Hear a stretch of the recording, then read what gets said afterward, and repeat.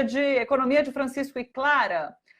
Lembrando que em 2019 o Papa Francisco fez um chamado, um convite para se implementar um novo modelo econômico no mundo, um modelo que tem o ser humano no centro das discussões e que reduza as desigualdades. Para se pensar essa economia, foi chamado o Encontro de Assis, que aconteceria em março desse ano. Por conta da pandemia, ele acabou sendo adiado. Ele vai acontecer agora em novembro, mas vai ser de forma virtual. Esse encontro vai reunir jovens estudantes de economia, administradores de empreendimentos sociais, vencedores do Prêmio Nobel, funcionários de organizações internacionais. Há planos ainda de um encontro, sim, em Assis, na Itália, mas isso ficou para 2021 agora. E sempre às sextas a gente recebe aqui no Bom para Todos integrantes da Articulação Brasileira da Economia de Francisco e Clara, para a gente buscar entender de que forma é possível mudar essa economia de hoje, como diz o próprio Papa Francisco, atribuir uma alma à economia de amanhã.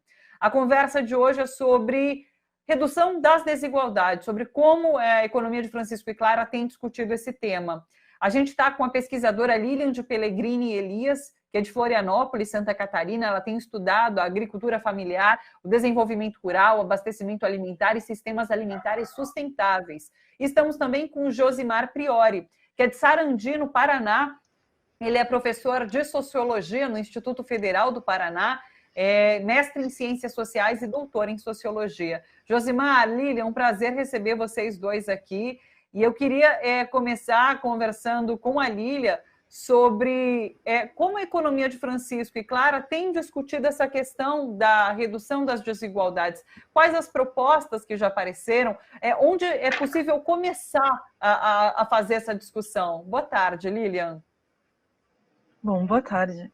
Fico muito feliz de poder estar aqui representando todo mundo, todos os jovens que vêm discutindo esses temas tão centrais nesses últimos meses. Então eu vou falar muito rapidinho sobre como a gente... Bom, como tu acabou de colocar, teve esse chamado do Papa em 2019, vários jovens se inscreveram, e esses jovens têm esse motivo comum, que é a ideia de que é necessária construir uma nova economia. Bom, então esse chamado serviu para nos juntar. Eu conheci a grande maioria das pessoas a partir que eu venho discutindo nesses últimos meses, a partir da economia de Francisco. E dentro da economia de Francisco a gente foi dividido em alguns grupos, a gente foi se juntando. E o grupo em que eu mais estive atuando é a Vila de Agricultura e Justiça, então, que é muito próxima ao tema que eu trabalho, que é a ideia de sistemas alimentares sustentáveis, de repensar a alimentação, repensar a produção. Então, a partir dos diálogos, desse encontro entre esses jovens que têm um objetivo comum, a gente teve o compromisso de falar tanto com movimentos sociais, com sociedade civil, com agricultores, com cooperativas.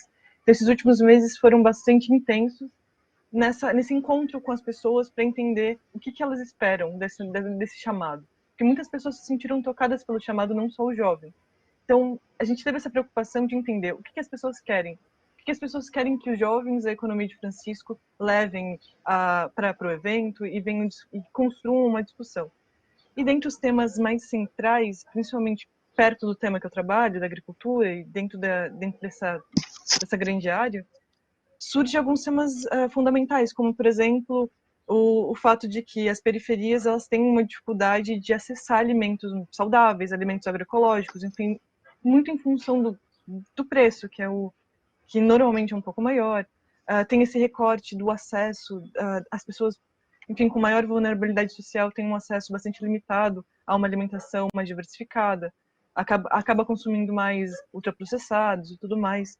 Então, a nossa preocupação foi buscar essas questões. Então, a questão do acesso à alimentação para todo mundo, as questões da dificuldade da produção, de estímulo da produção para os agricultores. E, a partir disso, a gente foi montando algumas áreas de atuação.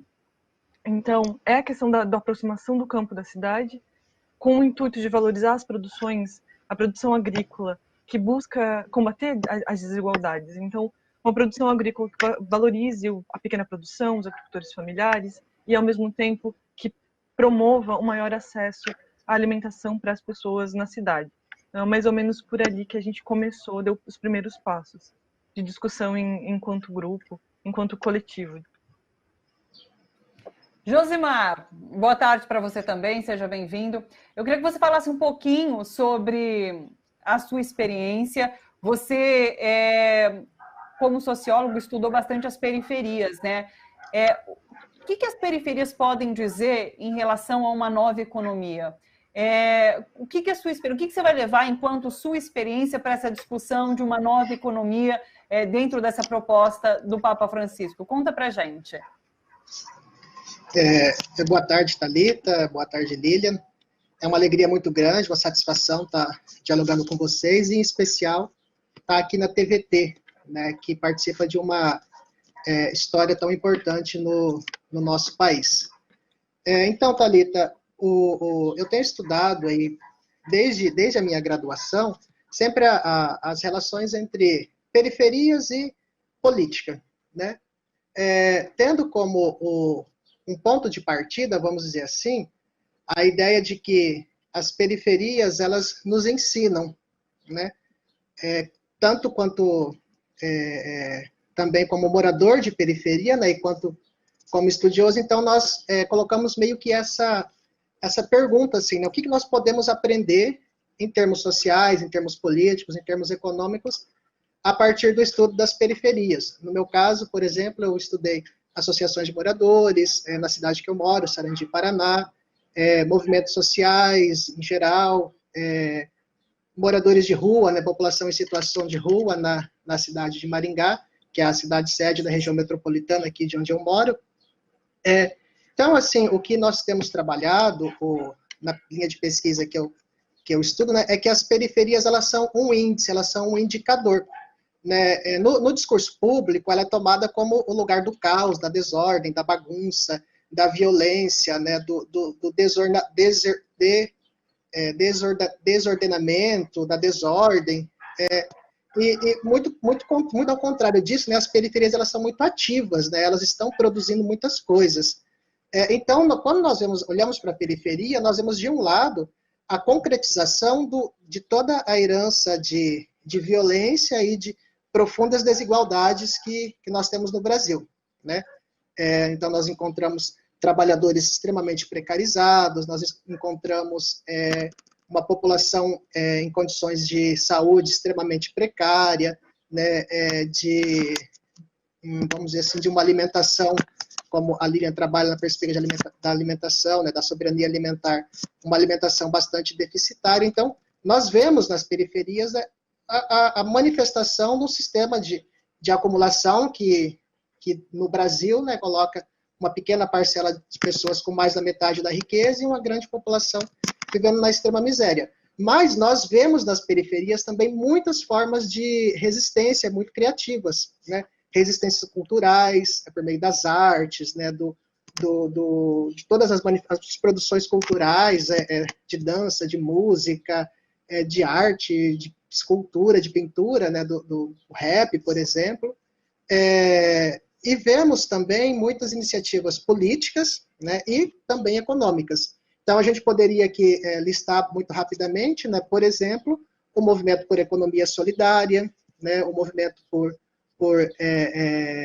uma renda básica universal, né? Uma renda básica de cidadania, e, assim, uma série de movimentos que estão aí fazendo a resistência em relação a toda a desconstrução de direitos que nós temos visto, principalmente nos últimos 5, 6 anos, mais ou menos, né? Inclusive, entre esses movimentos, existe também o movimento, né, nacional da população em situação de rua, que é um dos movimentos que atua, né, na defesa dos direitos, no caso, né, da população em situação de rua. Mas, então, eu penso isso, né? As periferias, elas nos ajudam a entender como é que funciona o sistema de produção capitalista, mas nos ajuda a entender também caminhos para que nós possamos aí, resistir a esse sistema. Perfeito. A Lilian, inclusive, faz parte é um projeto que ela puxa aqui no Brasil, que é a Aliança Mulher Mãe Terra. Explica um pouquinho para a gente. É uma iniciativa aqui no Brasil e que, inclusive, dá para ser discutida em âmbito internacional, pode ser levada para fazer uma discussão dentro desse debate sobre essa nova economia proposta pelo Papa também?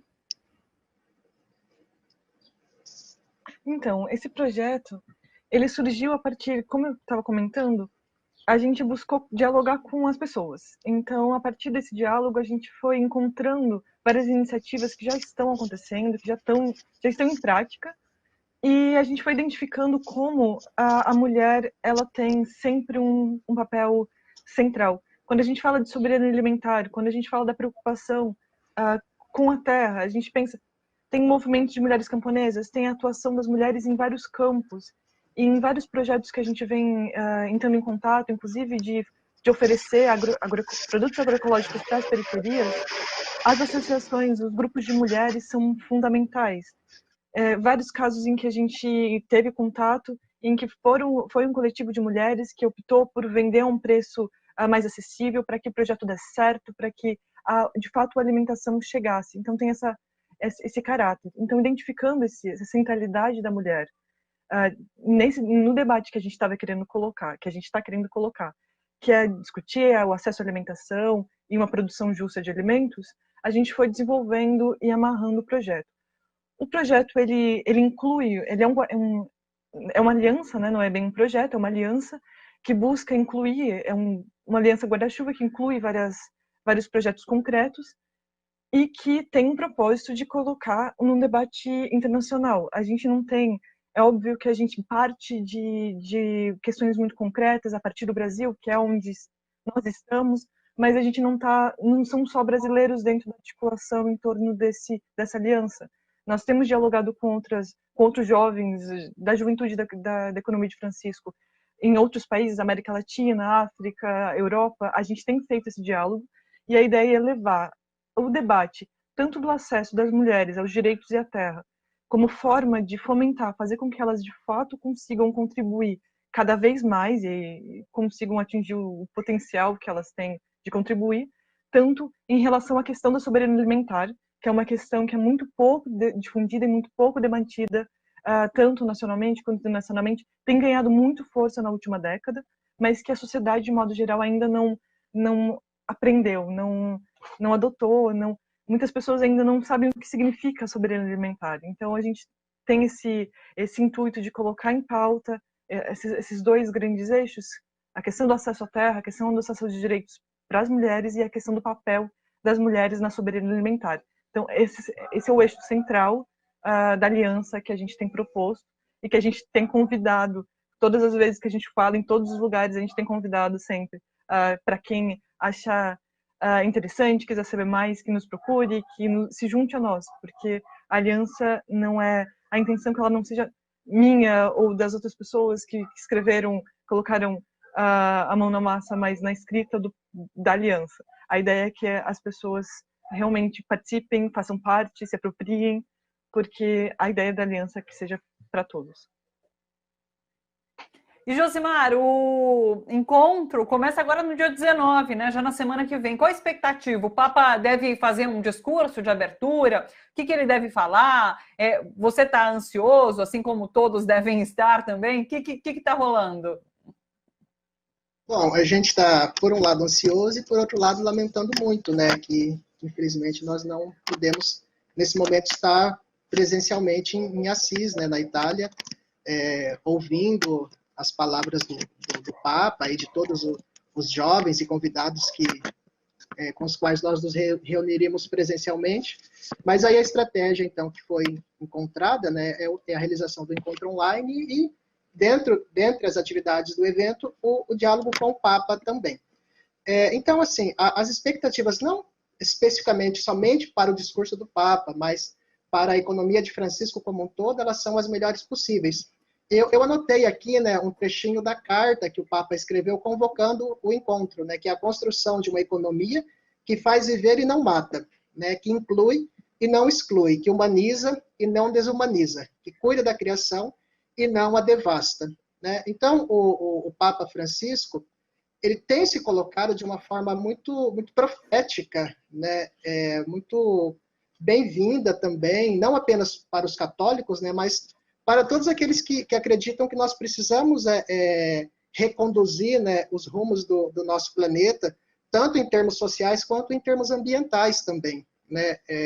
O que o Papa, de alguma forma, vem mostrando com base nos estudiosos, nos economistas, é que nós temos um sistema de crise, que é um sistema que integra, né, uma crise financeira, uma crise social, com uma profunda desigualdade social, e uma crise ambiental também, né? Talvez nós estejamos aí no limiar, né, dessas crises. Então, a expectativa é que o Papa venha fortalecer todo esse posicionamento profético, né, o mais genuinamente cristão que pode ser feito, né, na busca do fortalecimento dessa perspectiva, né, que é de construção, né, de uma igreja, de uma sociedade, de relações sociais justas, inclusivas, humanas, para todos, né? O Papa ele sempre salienta, por exemplo, os 3 T's, né, que é terra, trabalho e teto, né, para todas as pessoas. Então, as expectativas, né, que esse movimento, porque a economia de Francisco ela não é só um encontro, né, ela é um processo, ela é uma ação em curso, né, que vai se construindo ao longo do caminho. Aí o fortalecimento e o envio, né, de uma juventude engajada, né, engajada com vamos dizer assim, com curar as feridas, né, com as feridas econômicas, com as feridas políticas, com as feridas ambientais, que assolam aqui o nosso país de uma maneira bastante dramática, mas que assolam o mundo como um todo também. Então, as minhas expectativas elas vão nessa direção, né, que saia daí um movimento capilar, né, que se enraize, né, pelo tecido social, podendo reparar, né, todas as fraturas e as violências que, infelizmente, nós temos vivenciado. Josimar, Lilian, muito obrigada pela participação. Esse é um último capítulo dessas nossas conversas aqui no Bom para Todos, com a articulação da economia de Francisco e Clara aqui no Brasil. Foi um prazer ter recebido tanta gente aqui, eu ficava sempre encantada, eu dizia ao final das entrevistas, estava sempre encantado com jovens tão engajados, tão comprometidos com essa mudança na economia, então foi um grande prazer. Na sexta-feira que vem ainda a gente conversa um pouquinho, porque como começa na quinta, esse encontro, na sexta-feira a gente consegue fazer um balanço ainda do que está sendo discutido, mas hoje a gente acaba esse ciclo para entender o que pode ser essa nova economia, quais os caminhos para essa discussão. Então, eu agradeço muito vocês, agradeço a articulação pelas participações, sucesso, um bom encontro para vocês na semana que vem, e é isso, a gente segue se falando. Um beijo grande para vocês dois. Boa tarde, pessoal. Boa tarde, muito obrigado. Boa tarde.